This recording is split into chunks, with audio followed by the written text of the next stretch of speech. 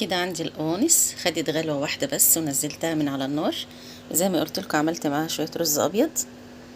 الصوص اللي نزل من قلب القوانص انا حطيت منه شوية مع الرز، بيديله غناوة كده وطعم جميل جدا كأنك حاطة زبدة بالظبط. هغرف كده معاكم القوانص بالشكل ده. يا رب يكون الطريقة عجبتكم ان شاء الله.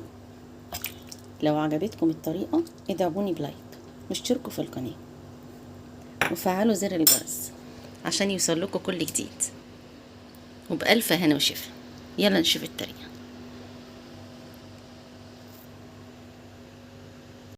جبت القوانص وغسلتها كويس جدا وحطيتها في مية على النار عشان تتسلق بالشكل ده.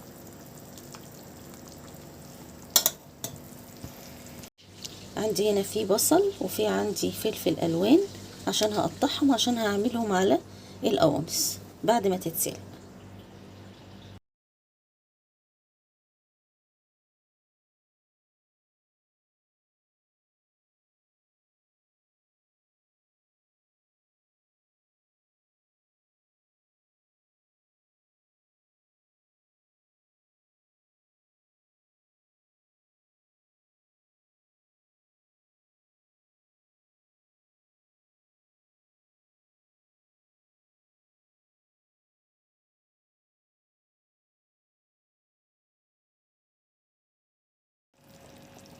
هنا طبعا بشوف القوانص بتاعتي اذا كانت استوت ولا لا، بحط فيها سكينه كده او شوكه بلاقيها استوت، بطفي عليها على طول وبشيلها من قلب الصوص بتاعها ده، اطلعها بره في حاجه لحد ما تبرد عشان اقطعها.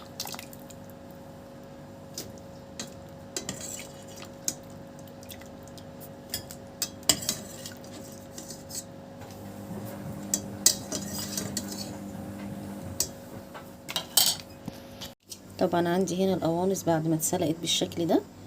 طبعا قبل ما تسلقيها بتغسليها كويس جدا علشان بعد ما بتطلع بتقطعيها فلازم تبقى نظيفة قوي.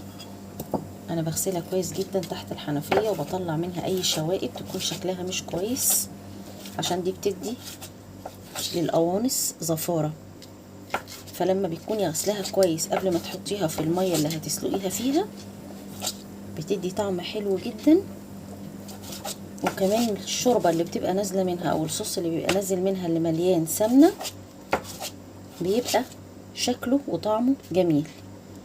عشان لو حابة تسقي بيه القوانص، في ناس ما بتحبش تكتر من الدهون في الاكل بتاعها.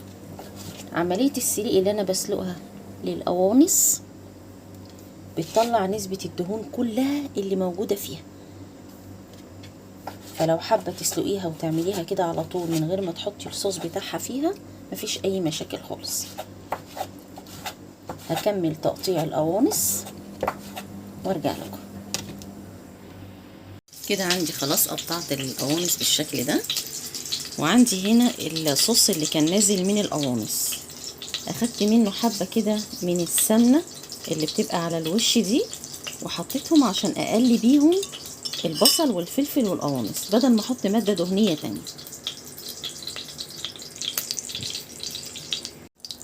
كده هنزل بالبصل بتاعي بالشكل ده ياخد بس تشويحتين.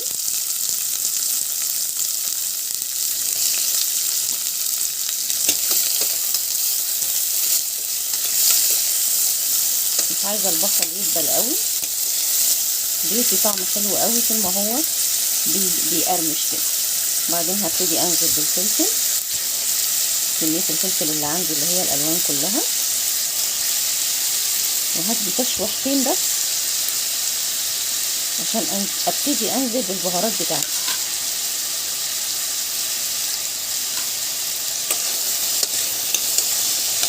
كل ما تكتري الالوان في قلب اكلك بتعززي المناعه.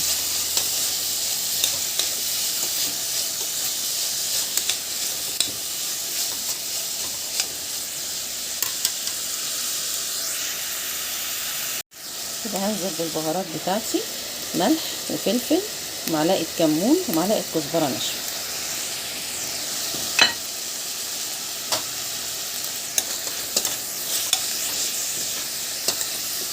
تديهم تقليبه واحده بس عشان تنزلي بعد كده بالقوانص بتاعتك اللي انت سلقاها ومقطعه بالشكل ده. بتقلبي تقلبتين برضو، بتتشوح معاها تشويحه واحده بس. بعد كده حابه انك تحطي حبه الصوص اللي نزلوا منها، فيها زيوت كتير، عايزه تحطي حبه منها وحبه ميه مفيش اي مشاكل. انا هنزل بشويه بس بسيطه منهم كده عشان ما تبقاش دسمه قوي، وهديها برضو تشويحه تاني.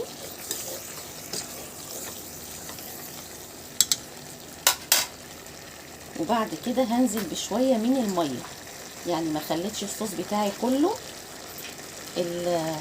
الحاجات الدهنيه بالشكل ده. وتسيبيها بقى تاخد وتدي مع نفسها كده لحد ما تستوي معاك. هي اوريدي مستويه وكل حاجه، بس هتاخد بالظبط غلوه واحده.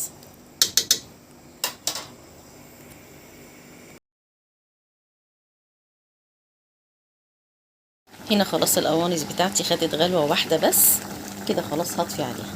وعملت جنبيها هنا شويه رز ابيض. على فكره انا حطيت في شويه الرز الابيض دول حبه من الصوص اللي نزل من القوانص، حبه كده من الزبده اللي عليها اللي هي الماده الدهنيه دي على الرز، فلفل الرز وخلاه طعمه جميل جدا على فكره يا جماعه.